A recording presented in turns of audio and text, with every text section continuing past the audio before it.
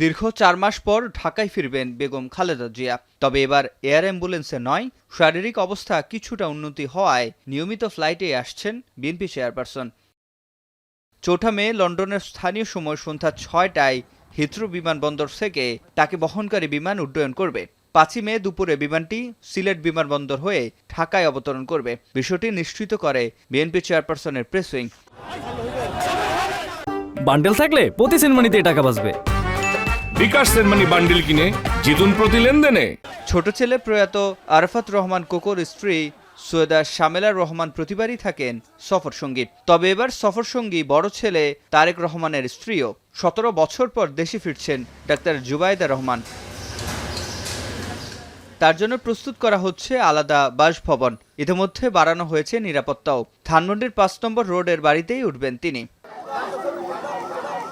চলতি বছরের ৮ জানুয়ারি উন্নত চিকিৎসার জন্য খালেদা জিয়াকে লন্ডনে নেওয়া হয়েছিল। সেখানে লন্ডন ক্লিনিকে ১৭ দিন চিকিৎসাধীন ছিলেন খালেদা জিয়া।